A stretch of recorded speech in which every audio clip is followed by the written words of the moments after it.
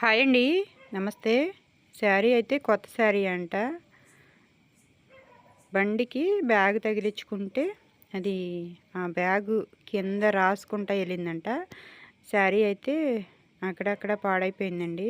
చాలా చోట్ల ఇలా కలర్ కూడా మారిపోయింది. కొన్ని చోట్ల పెద్ద పెద్ద బెజ్జాలు అయితే పడినాయండి. అయితే దీన్ని అక్కడక్కడ ఇలా డ్యామేజ్ పడిన చోట ఏదైనా ఎంబ్రాయిడరీ మిషన్ మీద ఏదైనా డ్యామేజ్ కవర్ అయ్యేలాగా ఫ్లవర్స్ ఏమైనా వేయమని చెప్పి తీసుకొచ్చారండి. ఓకే అన్నాను. అయితే ఇది చాలా చోట్ల అయితే పడిందండి. శారీ మొత్తం పడింది. మొత్తం కొన్ని చోట్ల అయితే పెద్ద పెద్ద బెజ్జాలు పడినాయి. అలాగే కొన్ని చోట్ల అయితే ఇలాగ కలర్ అయితే మారిపోయిందండి. బ్లాక్ కలర్ వచ్చింది. కింద రుద్దుకుపోయింది. పైన కింద అలాగే పళ్ళులో మొత్తం చాలా చోట్ల అయితే ఇలాగే ఉందండి. అయితే నేను దీనికి కాస్ట్ అయితే ఒక 500 చెప్పాను. శారీ మొత్తం వేయాలి కదా, అక్కడక్కడ ఫ్లవర్స్ వేయాలి కదా, ఈ డ్యామేజ్ మొత్తం కవర్ అయ్యేలాగా వేయాలి కదా, ఒక 500 కాస్ట్ అవుతుంది అని చెప్పాను. అయితే ఇంకా 500 అనేసరికి ఇంకా మామూలుగా ఈ డ్యామేజ్ అంతా కూడా చిన్న క్లాత్ వేసి మామూలు మిషన్ మీద కుట్టేసేయమన్నారు.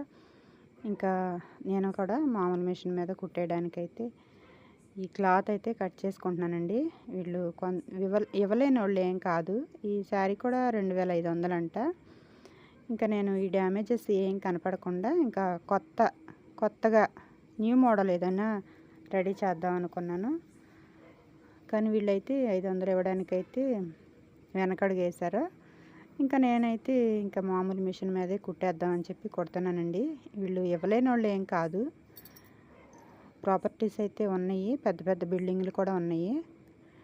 అయినా కూడా ఇవ్వడానికైతే వీళ్ళకి మనసు ఒప్పదనమాట.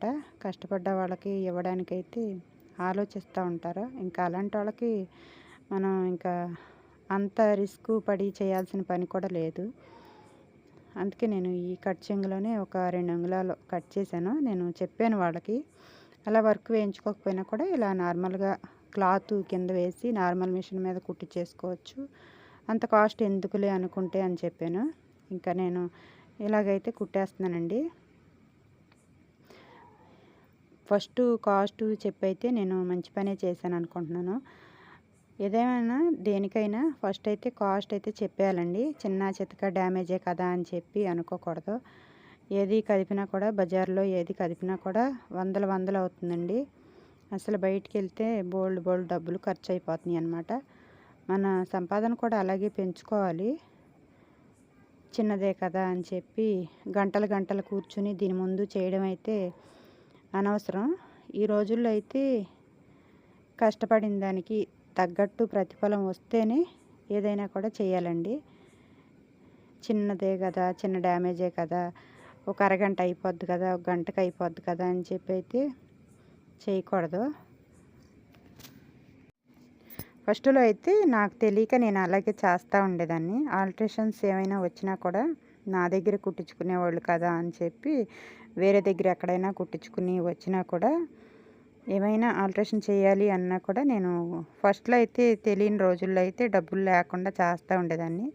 వాళ్ళైతే ఆడుకునేవాళ్ళు అనమాట నాతో. తర్వాత అర్థమైంది, ఓహో ఇలా ఉంటారు మనుషులు అని చెప్పి. ఏదైనా అనుభవం పాఠాలు నేర్పిస్తుంది కదా. నాకు తర్వాత అర్థమైన తర్వాత నేను కూడా మారిపోయానండి.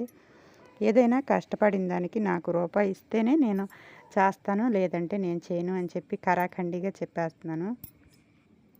ఎంబ్రాయిడరీ చేయకపోవడం ఇలాంటి వాళ్ళకైతే మంచిదేనండి. చూసారా ఎన్ని చోట్ల బ్లాక్ కలర్లో మరకలు పడినాయో. శారీ మొత్తం మరకలు పడినాయి అన్నమాట.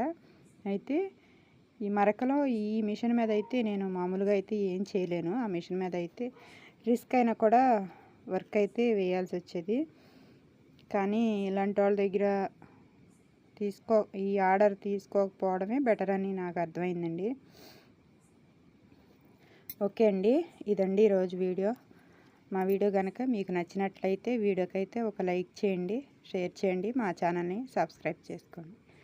ఓకే అండి, థ్యాంక్ యూ, బాయ్.